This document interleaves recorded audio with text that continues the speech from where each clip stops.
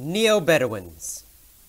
A new breed of worker, fueled by caffeine and using the tools of modern technology, is flourishing in the coffee houses of San Francisco.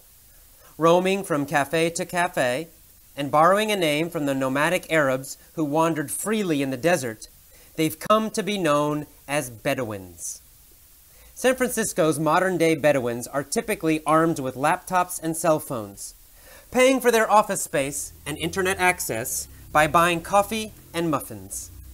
San Francisco's Bedouins see themselves changing the nature of the workplace, if not the world at large. They see large companies like General Motors laying off workers, contributing to insecurity.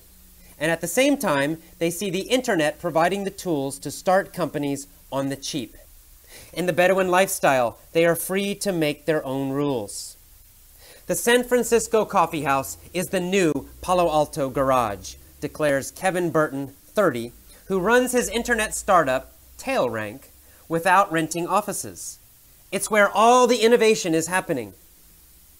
The move toward mobile self-employment is also part of what author Daniel Pink identified when he wrote Free Agent Nation in 2001.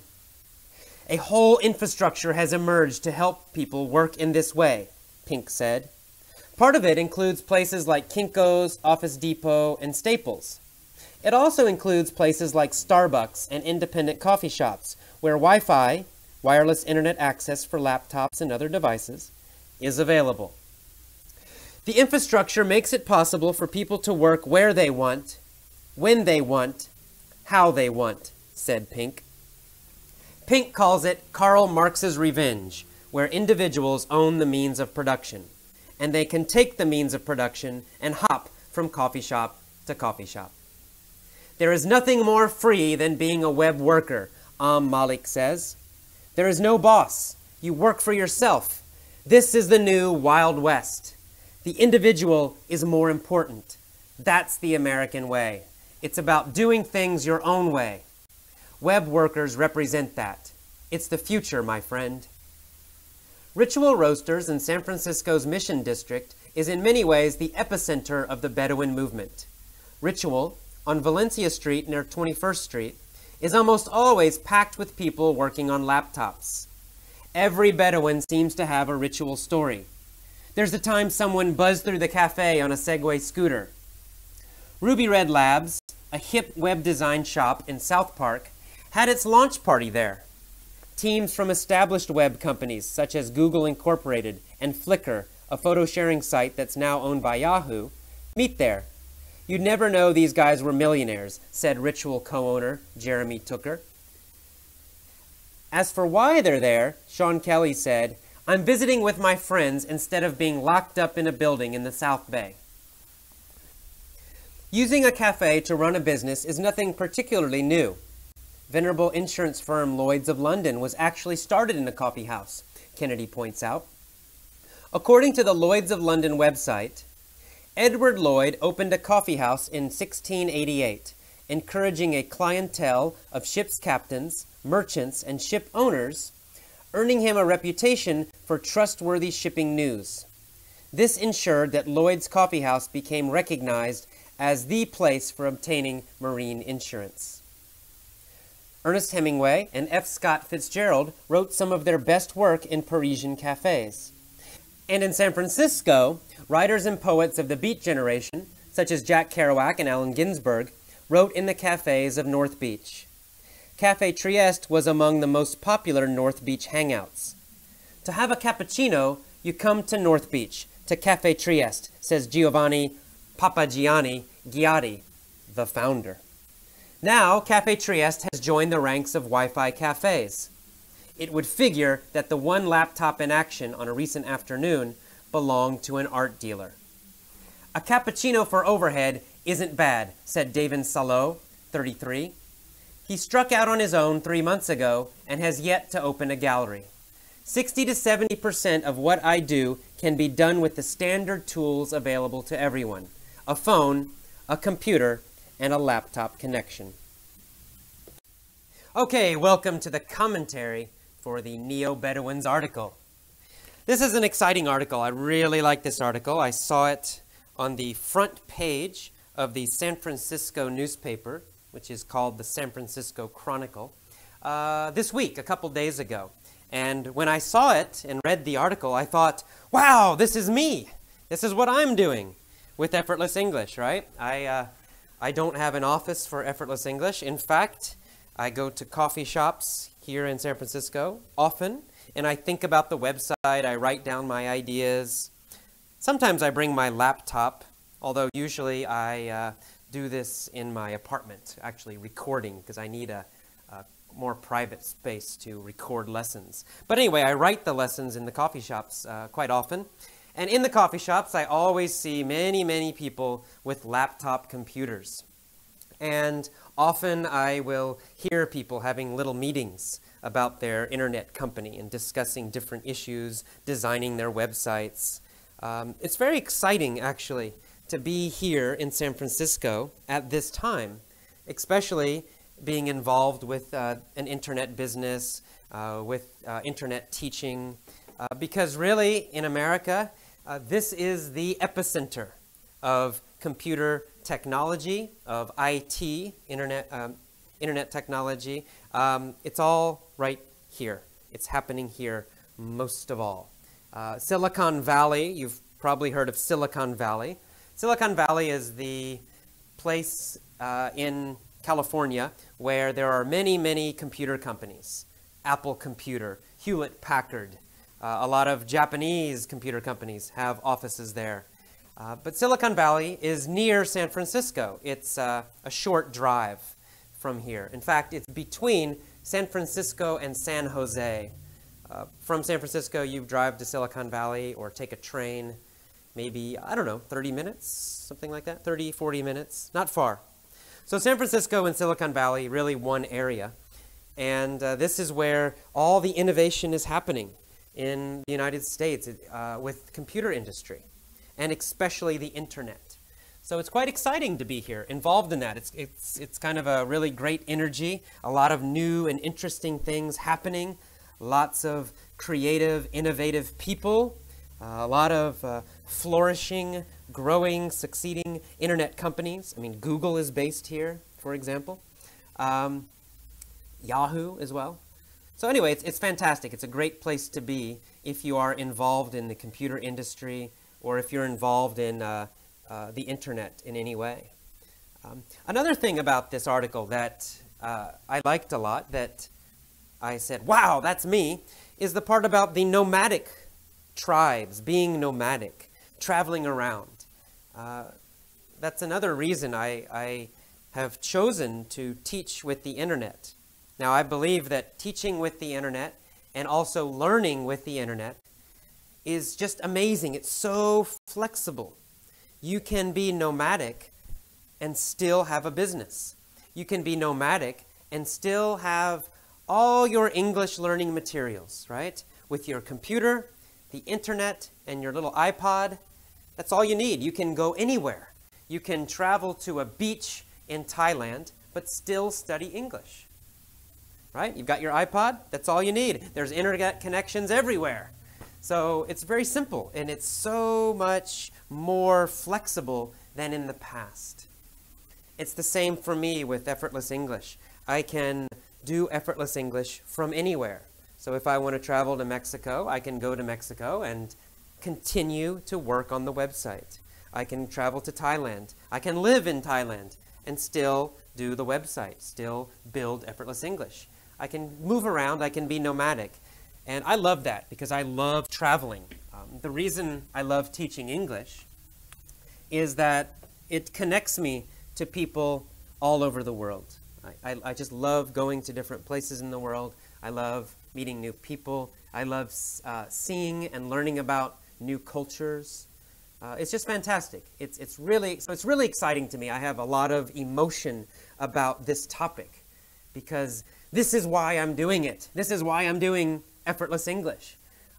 It's just really exciting. It's an exciting time. Another key point in the article is about this idea of self-employment, right? It's not just nomadic employment. It's self-employment. It means you are your own boss. And this idea that the job market is insecure, right? There's a lot of insecurity now. In my father's generation, he worked for IBM over 20 years, one company. That was normal for him. But here now in my generation and younger in the United States, that is not normal. Almost nobody works for the same company for 20 years. It doesn't happen. They get fired, they get laid off, right? Because older workers are expensive and the company wants to save money, so they cut their older workers. There's just no job security in America anymore. It's a reality. Now, for me, I don't mind. My dad probably doesn't like that. Maybe older people think that's a bad thing. But there's a good side to it. And the good side is in this article. And that is, we can be more independent. Now we have the ability, with computer technology, with the internet, with a lot of things, to be our own boss. We can start our own companies. And we can be freelancers, meaning we do some work and we sell it to other people, whoever will buy it. Writers and photographers do this a lot. But now we can do this with many, many different things. And that's exciting. Why is it exciting to me? Well, to be honest, I don't like bosses. In fact, I hate working for other people. I hate having a boss tell me how to teach, or what book I must use, or what method I must follow. Yeah, it's not good for me because I don't listen to them. And that gets me in trouble. It got me in trouble in Thailand, in fact. I have a strong idea about how I should teach and what I'm good at and what is my best teaching style and how to make English learning more fun, more interesting, and more effective. And unfortunately, or maybe fortunately, I don't know. But anyway, those ideas go against traditional English teaching, right? I don't like textbooks, for example. I refuse to use them. I won't use them. At least I certainly won't spend all my time in class teaching from a textbook. I don't like grammar analysis because it does not work. It just does not work for most people. It fails most students. So I don't like doing things I know are failures. I don't like doing things I know will not help the students. So I disobey. I don't follow my boss's advice. I don't listen to my bosses. And, they don't like that sometimes. So after I had a lot of trouble in Thailand because I was doing my own method, not using their methods, somebody told me, actually somebody on Tom Peters' blog told me, AJ, you have to start your own business.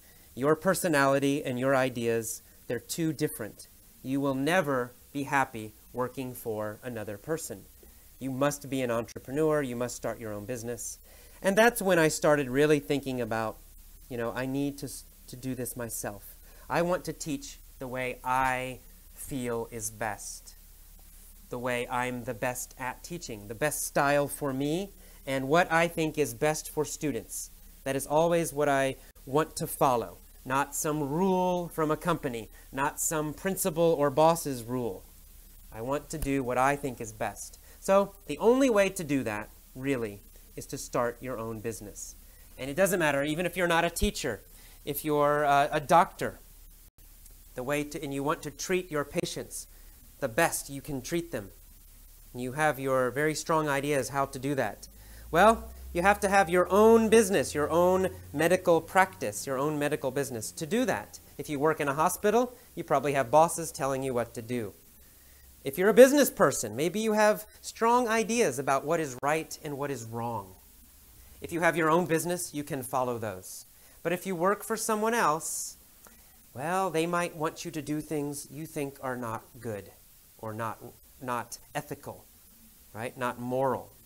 Maybe you think, oh, I don't want to lie to my customers. I have to tell them the truth. And if I make a mistake or something is bad, I have to tell them the truth. But maybe your company says, no, you have to lie to them, right? Some people, in fact, a lot of people don't like that. Well, the only way to follow your own principles is to have your own business. And so anyway, that's the long answer to why I love self-employment, why I think it's great. Unfortunately, right now I am a part-time Bedouin. In fact, a lot of these Bedouins you see in the coffee shops, a lot of them are part-time with a startup, with a new company. You know, you have no money, right? You have very little money. So usually you have to work another job at the same time while you build your company. So I'm doing that right now. I'm building Effortless English slowly, but I don't have enough money to do it all the time. I can't do Effortless English full-time right now. I did not borrow money to start this website. I do not want to borrow money.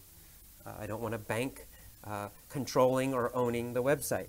So I want it to be mine so I can do it my way. So right now I'm teaching classes here in San Francisco to students in San Francisco. And I'm doing the website part-time. I'm a part-time Bedouin. In the future, I hope to do it full-time. And that's what a lot of these internet companies are doing. And you see these people in the coffee shops. Many of them are part-time. Some of them are full-time. Maybe they're making enough to survive. And they're trying to build their business. And they're trying to do it in a very cheap way without borrowing money from a bank. Or at least borrowing a very small amount. And that's really exciting if you think about it. Because anybody, any Effortless English member could start their own business. You can start your own business on the internet. Get a laptop computer for, I don't know, Apple's are about $1,000. I think Windows would be cheaper. So you get a laptop computer. I mean, that's expensive, but compared to the past, it's very, very cheap. In the past, you had to borrow $10,000, $100,000. Well, now $1,000, you can use a credit card if necessary, or you can work and save your money. You can get a laptop computer. You can get internet connections for free in some coffee shops. I know in America you can. In Thailand, yes, I could do that sometimes. In Bangkok, I found free internet access. Or you can find it very cheap somewhere. And you get a cell phone for your phone. That's all. You have your business. You're ready to go. Now you have to, of course, find a website. You can start a Yahoo store, or Google has internet business programs to help you create your website. And they're also quite cheap. So this is an amazing opportunity to start your own business if you want to. So I encourage you, if you have thought about in the past, maybe I should start my own business. Well, do it. Do it. Try it. You can do it part-time. Keep your normal job. Start your website. It's okay if you don't know what to do. When I started Effortless English, I didn't know anything. I didn't know anything about business. I still don't, really. I just tried things. I started it. I tried something. Sometimes it worked. It was successful. Sometimes it failed. If it failed, I got rid of it. I threw it away. And then I tried something else. That's how I am developing Effortless English. I just try things and try things and try things. Some things are good and I keep them. Some things are bad. I throw them away. That's all you do. That's it. That's the key to starting your own business. Just start it cheap. Try things. Keep the stuff that works. Get rid of stuff that fails. Keep doing that again and again, every year, every month, every week, every day, and you will build a business. So good luck. I hope that more people will do this because it's very exciting.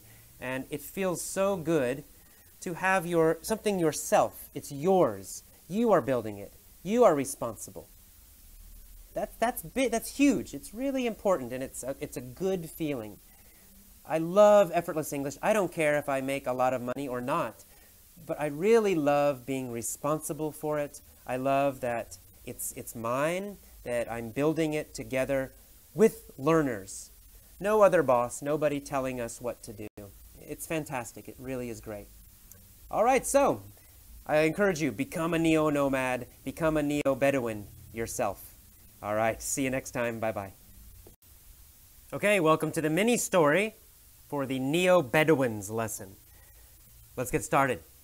First, the story. There's a hip guy named Andy. Andy is nomadic. He can never stay in one place. He loves to roam from place to place, country to country. But every summer, he always stays in San Francisco. When he's in the city, his favorite hangout is the venerable Café Trieste. The cafe used to be the place where San Francisco's famous writers hung out. It was the epicenter of the San Francisco arts movement. One day, Andy emerges from the cafe, and he crosses paths with an old friend named Leo. His friend says, "I'm leaving San Francisco. I'm striking out on my own to see the world." Andy asks him, "Where are you going first?" Leo says, "I'm going to Iraq. It's very beautiful in the summer." 2 weeks later, Andy reads the newspaper and sees a story. The story says that Leo has been killed in Iraq. "It figures," says Andy. "Iraq is a very dangerous and insecure place. What an idiot." Okay, let's go back up to the beginning, this time with questions. Use your pause button to answer the questions, or shout them out quickly, or just listen and relax. It's up to you. Let's get started. There's a hip guy named Andy. Is Andy cool? Yeah, that's right, of course. He's cool. He's hip. He's a hip guy. He's a cool guy. He wears sunglasses. He has really nice clothes. He looks good. He's a hip guy. He's a very cool guy. Is Leo a hip guy? No, not Leo. Leo's not a hip, cool guy. Andy is a hip guy. Andy is a cool guy. So is Andy hip, or is he a dork, a nerd? Well, Andy is a hip guy. Andy is hip. He's not a dork. That's the opposite of cool. A dork or a nerd, that means not cool. But Andy is cool, so he's a hip guy. Andy is a very hip guy. So, who is a hip guy? Well, Andy is a hip guy, right? He's a cool guy. Andy is a very hip guy. Andy's a hip guy. He's also nomadic. Does Andy like to travel around a lot? Yes, that's exactly right. He's nomadic. He likes to move a lot. He's always moving from one place to another. He never stays in one place a long time. He's nomadic. Andy is very nomadic. He likes to move a lot. Is Leo nomadic? His friend Leo. Well, yeah, maybe. I think Leo probably is also nomadic, right? Leo is traveling around a lot. He goes to Iraq. So Leo is also nomadic. He also likes to move a lot. He likes to move around. Are Bedouins nomadic? Yeah, that's right. Remember in the vocabulary lesson, Bedouins, they're people in Arabia. They are nomadic. They move around a lot. They don't stay in one place. They're always moving. They are nomadic. So Andy is a hip guy. He's a cool guy. And he's nomadic. He likes to move a lot. He can never stay in one place. He loves to roam from country to country and place to place. Does he like to travel? Does he plan his travel a lot? Plan it carefully? No. He does not plan his traveling carefully. He likes to roam. It means he likes to travel without a plan. One day he thinks, I want to go to Mexico. So he goes to Mexico. And the next month he thinks, I want to go to Europe. So he goes to Europe. He's roaming. There's no plan, right? He doesn't have a definite plan. He's roaming. He likes to roam from country to country. Who loves to roam from country to country? Well, Andy likes to roam from country to country. Why does he like to roam? Well, he likes to roam because he's nomadic. He's a nomadic person. So he likes to roam, he likes to travel without a plan from place to place. He's always roaming the world, traveling the world. But every summer, he always stays in San Francisco. So the rest of the year, he's traveling, but in the summer, he always stays in San Francisco. When he's in the city, his favorite hangout is Café Trieste. Is Café Trieste his favorite place to meet people? Yes, that's right. Café Trieste is his favorite place to meet people. Is Café Trieste his favorite place to stay and relax? Yes, that's right. It's his favorite hangout. It's his favorite hangout, his favorite place to stay and relax and rest and meet people. It's his favorite hangout. Where is his favorite hangout? His favorite hangout is Café Trieste in San Francisco. Is his favorite hangout very old? An old place? That's right, yes, it's a venerable place. He likes to hang out. His favorite hangout is the venerable Café Trieste. Is Café Trieste very, very, very old? Yes, that's right. It's venerable. It's extremely old, very old. It's the venerable Café Trieste. It's the very, very old Café Trieste. Is San Francisco a venerable city? Well, yes and no. For America, it is a venerable city. It's an old city in America. But in the world, maybe people think, oh, it's not so old, right? It's not very old. Cities in Europe, cities in Asia are much older. But in America, we think, oh, San Francisco is a venerable city, a very old city. And Café Trieste is a venerable cafe. It's an old cafe. And the cafe used to be the center where San Francisco's famous writers hung out. Did famous writers meet at Café Trieste? Yes, they did. They hung out at Café Trieste. This is the past tense, using it as a verb. They hung out at Café Trieste. They met at Café Trieste. They stayed and relaxed at Café Trieste. They hung out at Café Trieste in the past. In the past, San Francisco's famous writers hung out at Café Trieste. Café Trieste was the epicenter of the San Francisco arts movement. Did the San Francisco arts movement start near Café Trieste? Yes, it did. That's right. That was the center. That was the most important place for the arts movement, the arts group. Was it the epicenter of an earthquake? No, it wasn't the center of an earthquake, right? Big earthquake, buildings falling down. No. The earthquake did not start there. What was it the epicenter of?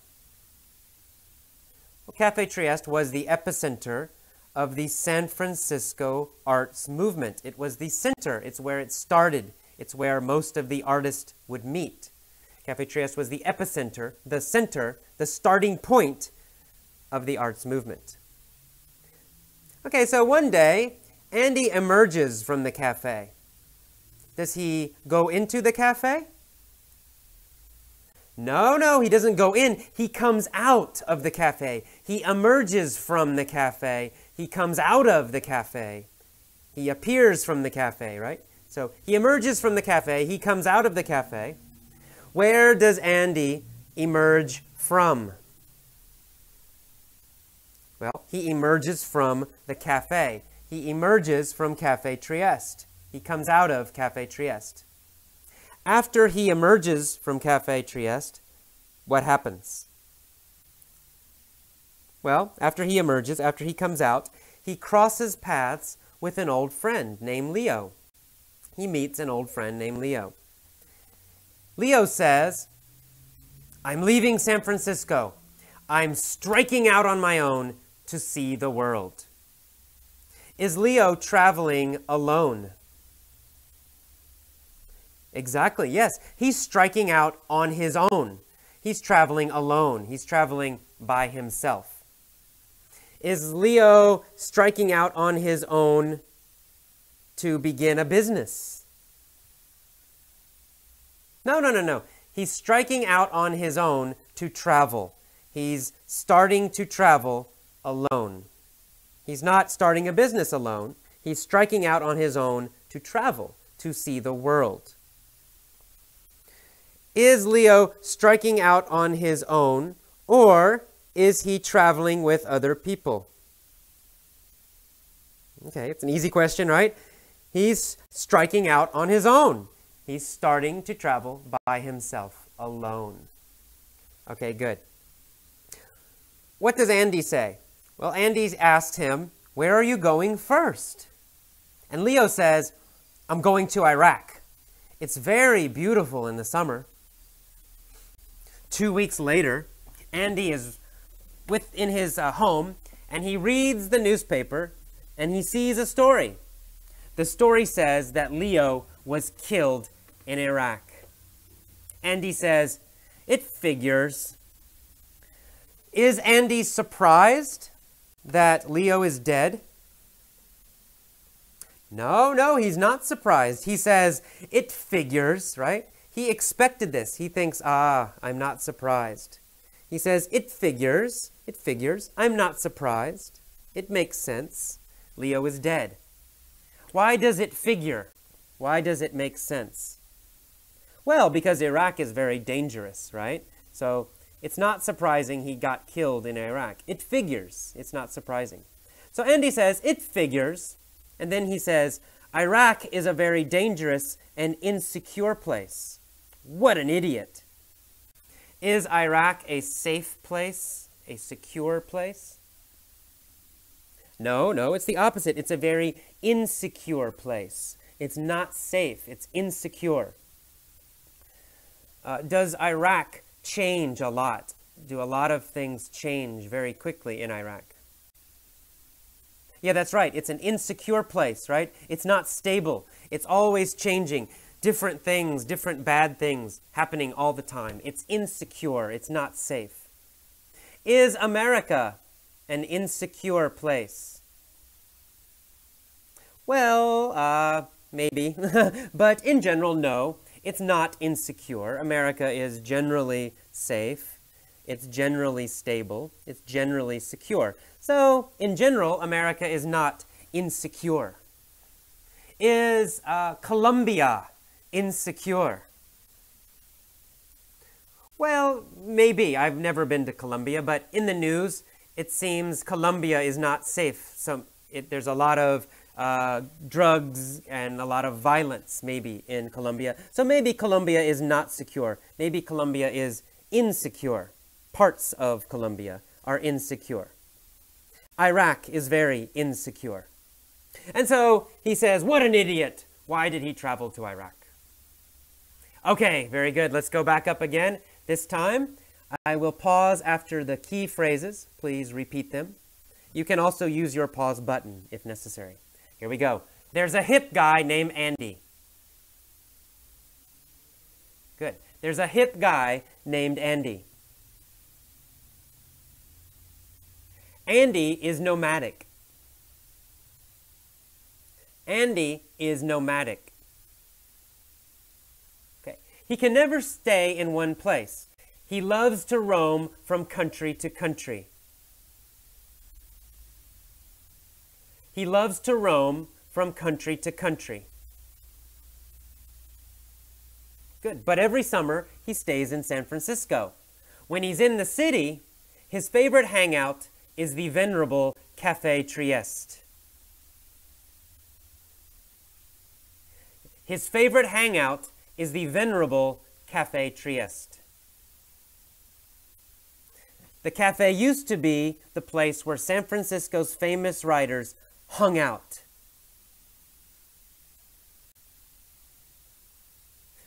The cafe used to be the place where San Francisco's famous writers hung out.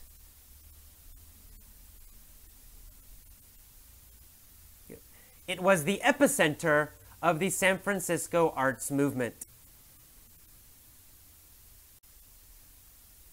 It was the epicenter of the San Francisco arts movement. Okay, good. One day, Andy emerges from the cafe. One day, Andy emerges from the cafe. Okay. He crosses paths with Leo. He crosses paths with Leo. Leo says, "I'm leaving San Francisco. I'm striking out on my own to see the world." I'm striking out on my own to see the world. Andy asks him, "Where are you going first?" Leo says, "I'm going to Iraq. It's very beautiful in the summer." 2 weeks later, Andy reads the newspaper and sees a story. The story says that Leo was killed in Iraq. "It figures," says Andy. "It figures," says Andy. Iraq is a very dangerous and insecure place. Iraq is a very dangerous and insecure place. What an idiot! All right, that's all. Please play this many times. Now pause and try to tell all of the story yourself. See you next time. Bye-bye. Okay, welcome to the Point of View mini-stories for Neo-Bedouins. So same story as the mini-story, but we're going to change the time frame. We're going to start with in 1968, the year I was born. Okay, here we go. In 1968, there was a hip guy named Andy. Andy was nomadic. He could never stay in one place. He loved to roam from country to country, place to place. But every summer, he always stayed in San Francisco. When he was in the city, his favorite hangout was the venerable Café Trieste.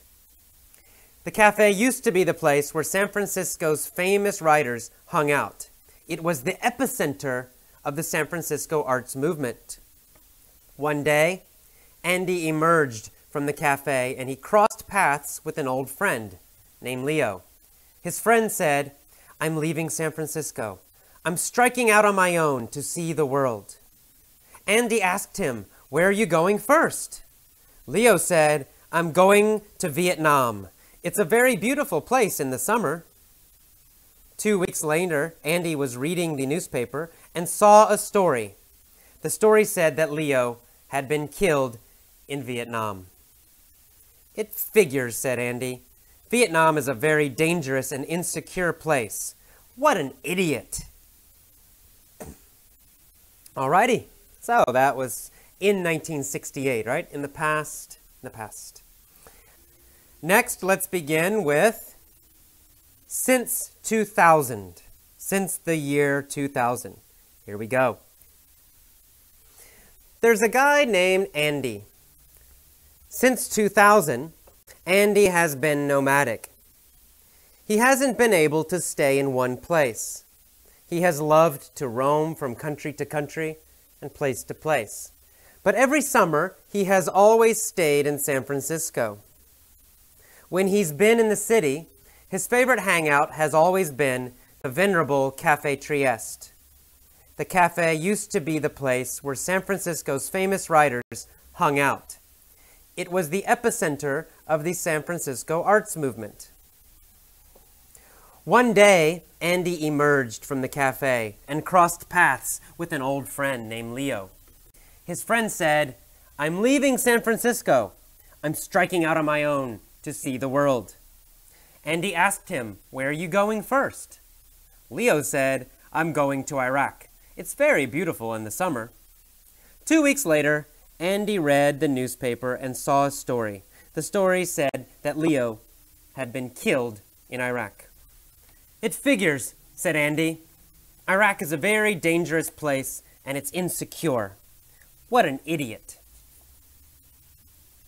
Okay, great. Next one, let's go to the future. We'll say next year. Okay, here's my little story idea for next year.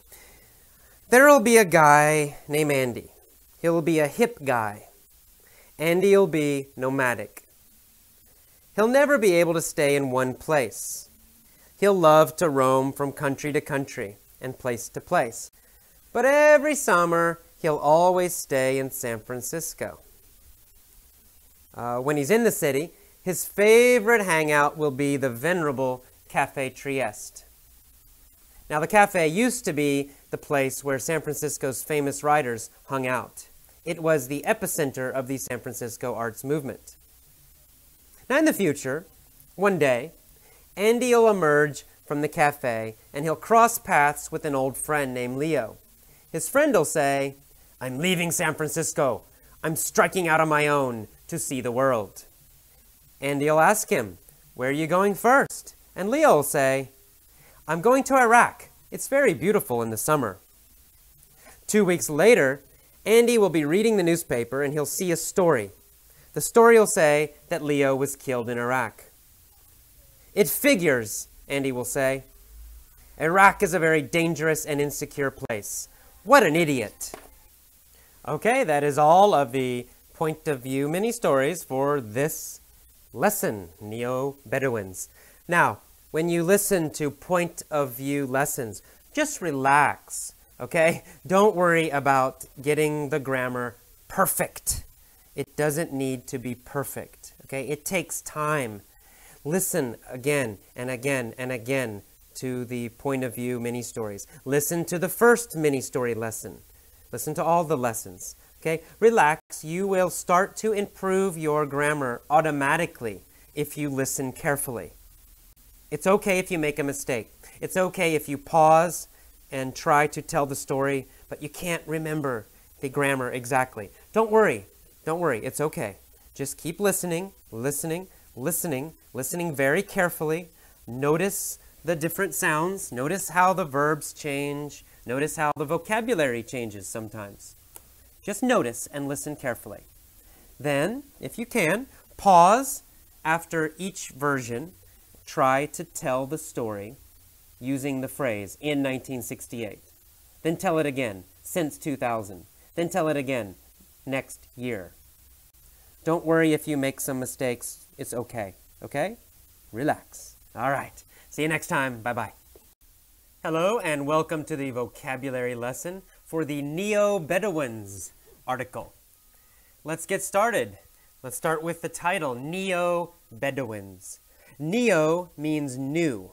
Neo means new. So it's new Bedouins. Neo-Bedouins. And usually we attach neo to something else. Neo-Bedouins. Neo-conservative. Right? It means new something. Bedouin is the name of a group in Arabia, the Middle East. They are a tribe of people, a group of people. They live in the desert. They move around the desert. That's where the name Bedouins comes from. Okay, now to the article. It says a new breed of worker is flourishing in San Francisco. Breed, in this case, breed means kind. A new kind of worker, a new type of worker, a new breed of worker, is flourishing in the coffee houses of San Francisco. To flourish means to grow and succeed. Both ideas, really. To grow and succeed, or to grow successfully. That's to flourish, flourish, to flourish. So these new kinds of workers, they're flourishing in the coffee houses. That means they're growing. There's lots of them in the coffee houses. They are succeeding and doing well in the coffee houses. They're flourishing. And it says these workers roam from cafe to cafe. They're roaming from cafe to cafe. To roam means to move or to travel without a plan. So no plan. You don't say, "I will go to New York City," and you travel in a straight line. That's not roaming. That's travel. If you roam, you just go from one place to another, but no plan really. That's to roam. Also, to wander has the same meaning. To wander.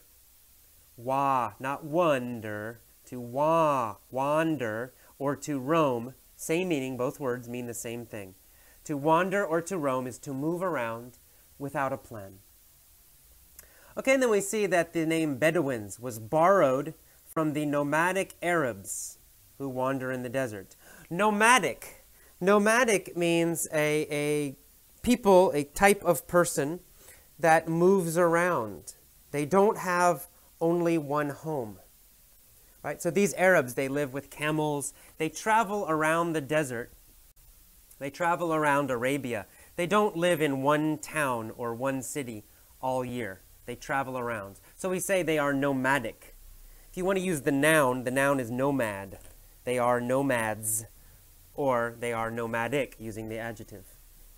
Okay. And then we go down to the next paragraph, that these new Bedouins, these new workers in San Francisco, they're armed with laptops and cell phones. To be armed with something just means that you have it, or you carry it. They're carrying laptops and cell phones. They have laptops and cell phones. All right, moving down to the next paragraph. So San Francisco's Bedouins see themselves changing the nature, changing the way of doing business, changing the nature of the workplace. And it says they see companies like General Motors laying off workers. Okay, laying off means firing, right? It means you are forced to quit your job. So if GM lays off workers, it means GM fires the workers. It cuts the workers. Goodbye, you don't have a job now.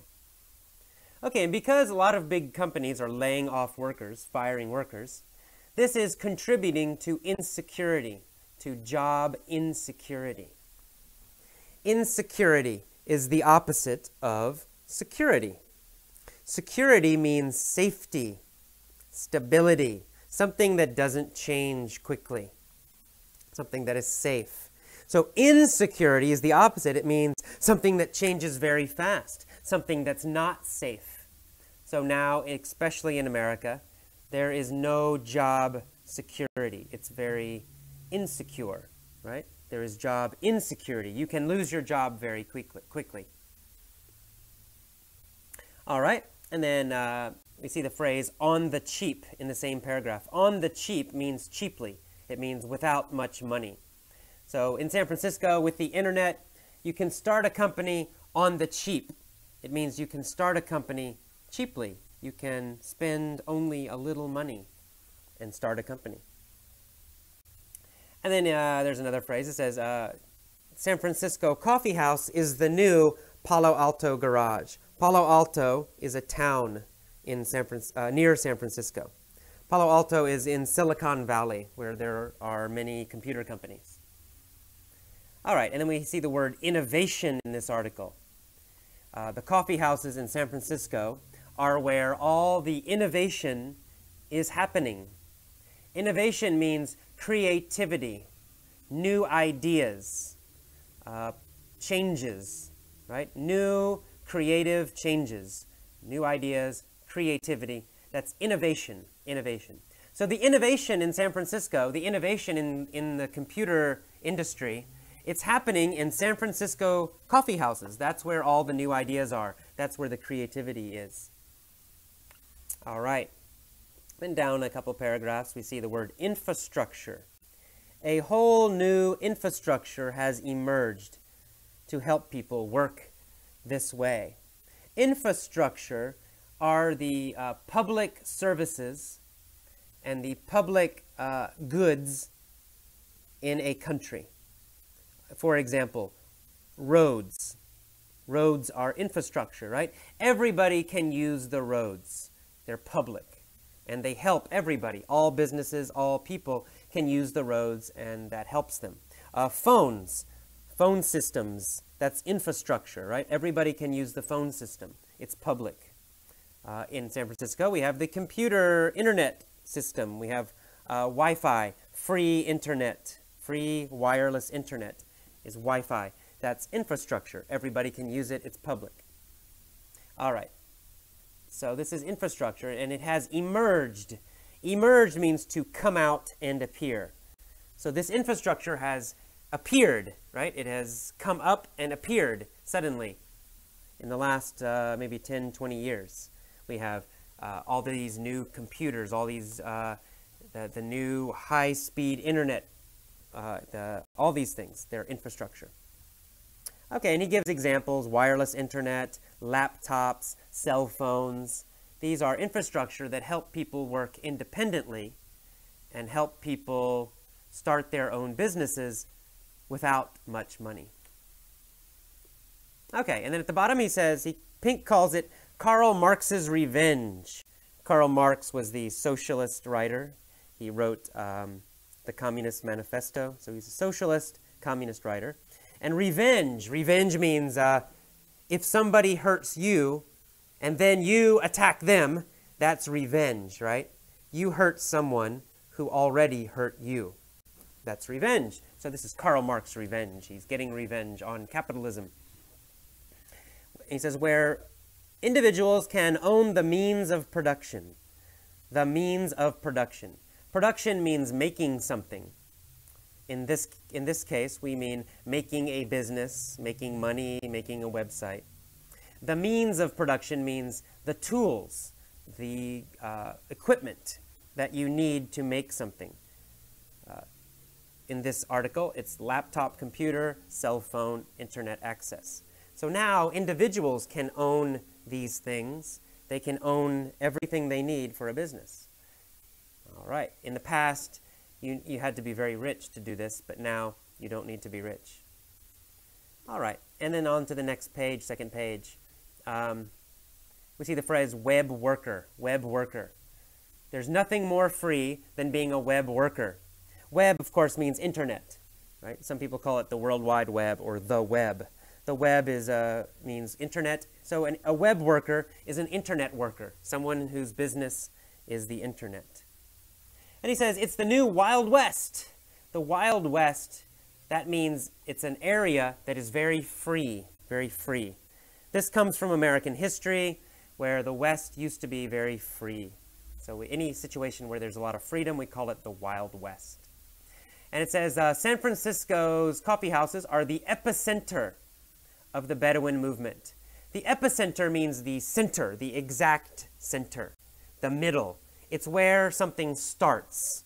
So in America, the epicenter of the internet, the epicenter of computer technology is San Francisco and Silicon Valley.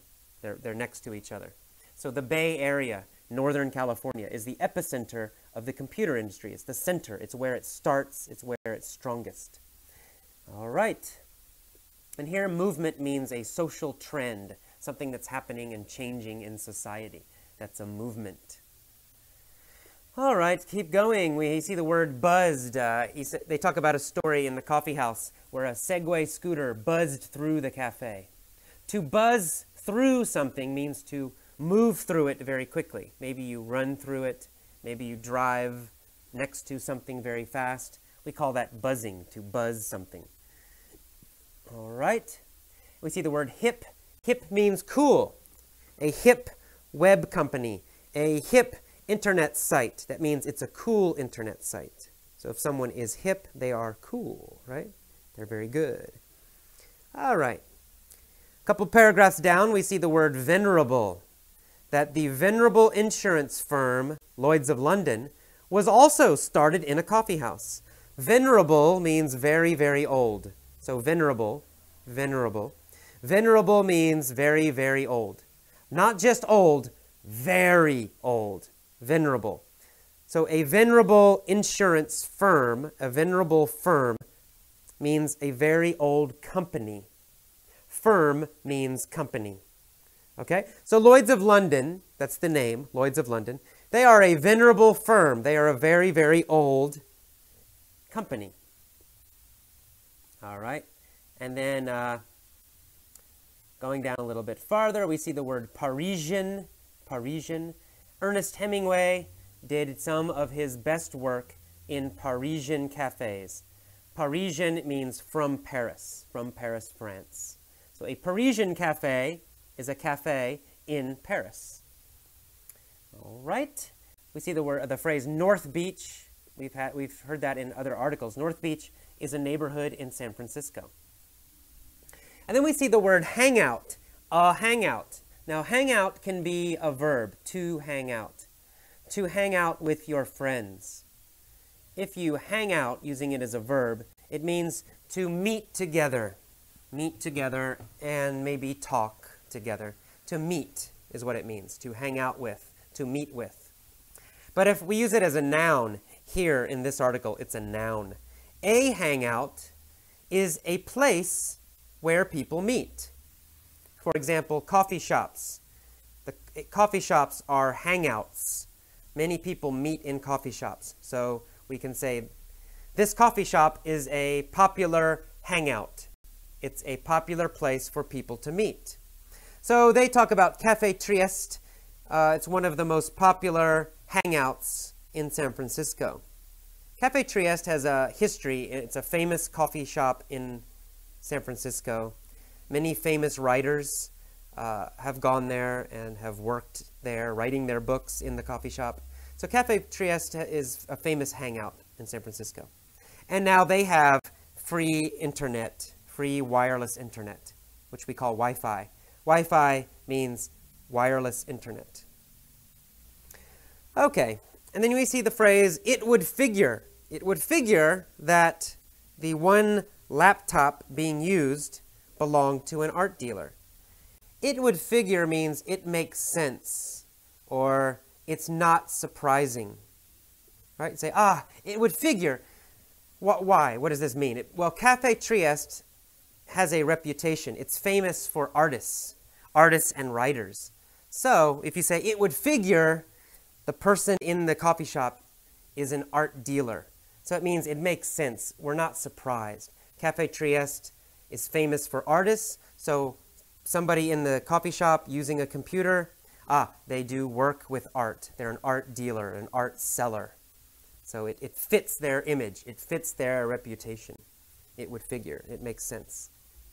Okay, and the art dealer, he says, a cappuccino for overhead isn't bad. Overhead is a business word. Overhead means the costs that you must pay to run your business, to operate your business. For example, rent.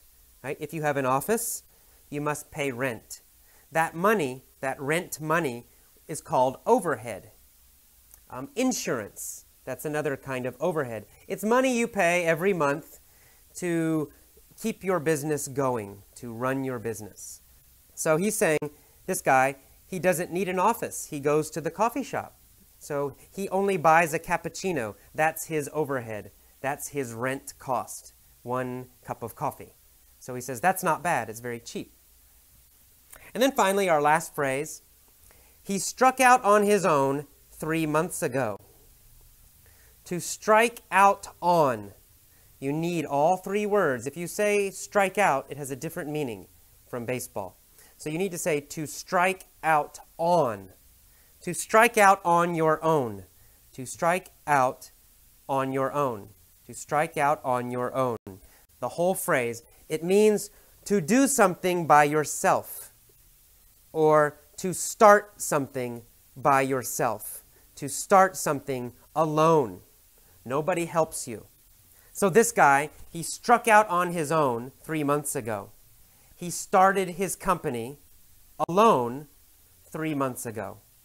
That's what it means. To strike out on your own means to do something, to start something by yourself. Okay, that is all of the vocabulary for this article. Move on to the mini story. Bye-bye.